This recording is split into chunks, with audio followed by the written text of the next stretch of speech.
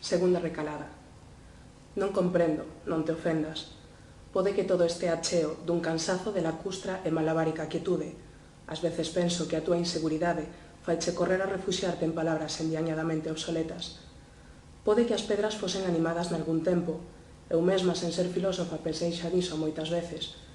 Pode que sentado xunto aos antergos da historia, do mundo e dos deuses, todo se vexa distinto, e catar o descoñecido Zaratustra non sexa máis que unha proeza ínfima no teu repertorio.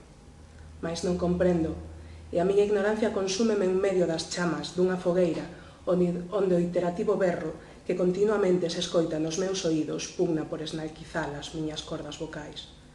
Un día dixeches que marrón é un pensamento, e non sei se será que me obceco en pensar que é un fallo de alcance intelectual, cando en realidade temo que a frase do meu desconcerto signifique simplemente que as miñas verdes elucubracións forxadas están dunha esperanza en putrefacción disfrazada de céspede.